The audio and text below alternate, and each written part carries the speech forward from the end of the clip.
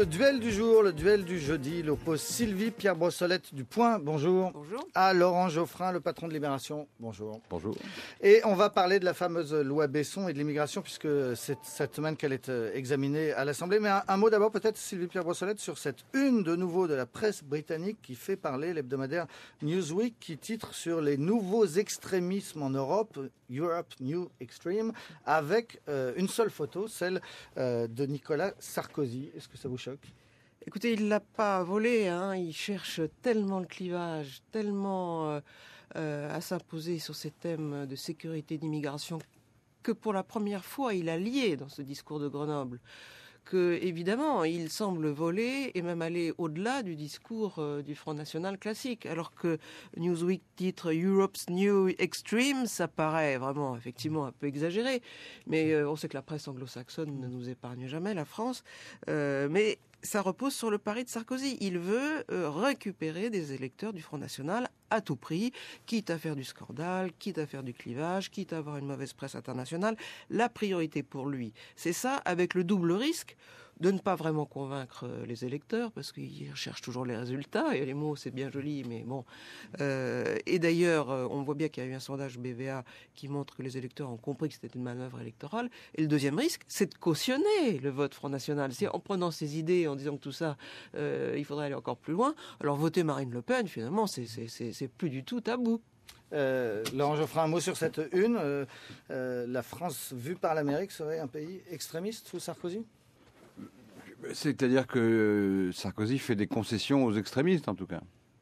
Lui, évidemment, il est de la droite classique, donc on ne peut pas dire on peut pas le définir essentiellement comme un extrémiste. Ce serait excessif, outrancier. Mais je vais prendre un exemple, ça fera la transition dans la discussion. Dans le discours de Grenoble, il y a cette idée de déchéance de la nationalité. Bon. Ça ne se pose pas dans la société, cette question-là. La question de savoir si on va déchoir de la nationalité certains assassins de policiers.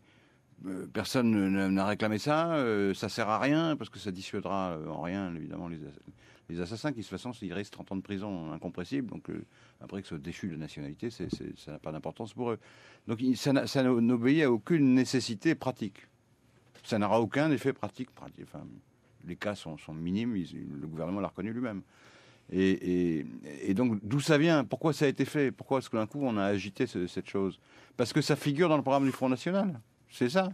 C'est que le Front National fait une conception beaucoup plus extensive. Mais ça permet d'agiter une question qui est familière du patrimoine politique du Front National à moindre frais, parce que de toute façon, ça n'aura aucune incidence pratique. Donc on voit bien, c'est une volonté, c'est pas du tout par hasard que c'est venu. On voit bien le mécanisme. Sarkozy, je sais pas, soit il a eu l'idée lui-même, parce qu'il connaît bien ces questions, soit il a demandé à un conseiller, faites-moi une note, qu'est-ce qu'on peut dire qui va rassurer un peu les électeurs du Front National. C'est comme ça que ça s'est passé, c'est l'évidence. Et donc tout ça est un calcul politique. C'est pas seulement un calcul politique, c'est aussi il y a une fraction de l'électorat de droite qui se radicalise, et des élus de droite aussi. Si j'ai une minute, je prends un autre exemple, mais là, il est beaucoup plus concret.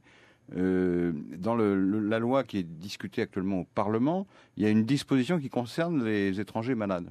C'est-à-dire que ce sont des gens qui séjournent en France depuis 1 an, 2 ans, 3 ans, et puis ils tombent malades, ou ils sont malades gravement. Ils ont droit à une carte de séjour. Si ils ne peuvent pas être soignés chez eux.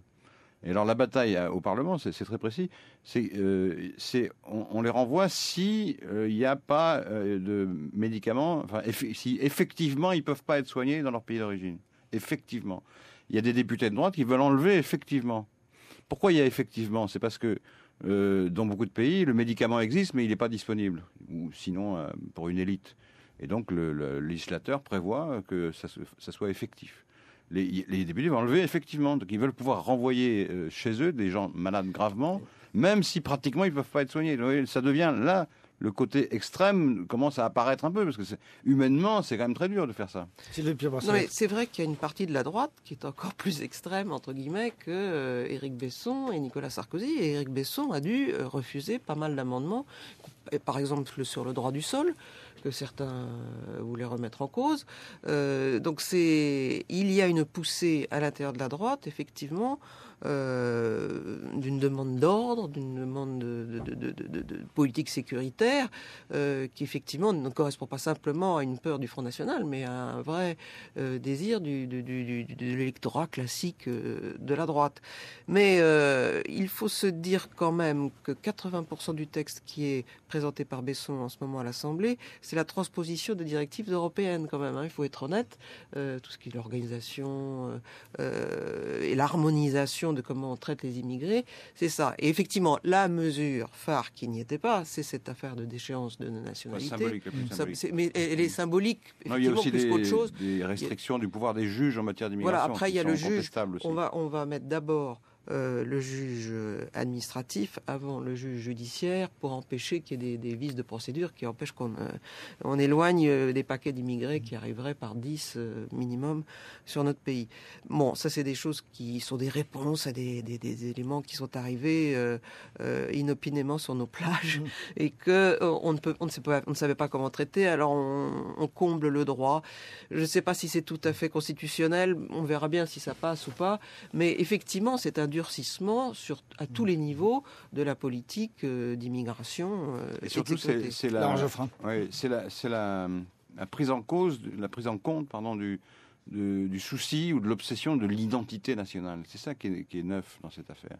Le fait qu'il y ait des politiques de sécurité, bon, on peut les contester aussi, mais c'est assez traditionnel, ça. Bon, la gauche est moins sécuritaire que la droite, c'est normal. Mais là, on relie toutes ces questions avec la peur d'une partie des Français devant ils souhaitent préserver une identité nationale qui serait menacée. À mon avis, elle ne l'est pas du tout, mais les gens ont peur. Donc on fait fond là-dessus.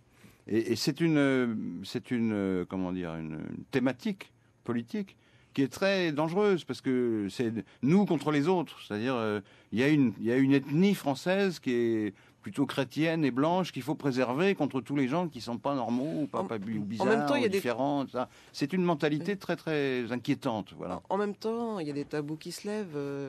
Ce sociologue, chercheur au CNRS, Hugues Lagrange, qui pour la première fois, lui, n'est pas soupçonnable de racisme ou de quoi que ce soit, mais les pieds dans le plat, dit oui, chez les Noirs du Sub-Sahel, il y a plus de délinquants qu'ailleurs, pour des motifs évidemment sociaux, mais aussi culturels. Donc, il y a des vérités qui commencent à se dire et qui montrent qu'on n'a pas des politiques d'ailleurs d'intégration qui sont ciblées comme il le faudrait. L'interdiction des statistiques ethniques, le refus de voir certaines choses fait qu'on aboutit à une politique d'intégration totalement nulle. Et les problèmes s'accumulent, la colère grandit et dans certains quartiers, je suppose qu'on y vivrait tous les trois, on serait peut-être aussi colère que certains des députés de droite qui veulent en rajouter. Donc il y a un mélange de choses. Sarkozy a quand même raison d'essayer de répondre à certains problèmes, même si c'est aussi un souci électoral chez lui. Peut-être serions-nous colère si nous vivions dans certains quartiers, peut-être ne dirions-nous pas la même chose. C'est Sylvie Pierre Brossolette qui le dit. Sylvie Pierre Brossolette du Point, que j'ai oublié sur mon bureau. Mais justement, nous faisons un gros numéro sur l'immigration avec tous les chiffres et toutes les données que nous n'osons pas dire. Et que vous osez dire justement. Et vous étiez face ce matin à Laurent Geoffrin de Libération. Qui ose dire les choses aussi. À la une de Libé ce matin, la voiture électrique, gros dossier. C'est moins polémique.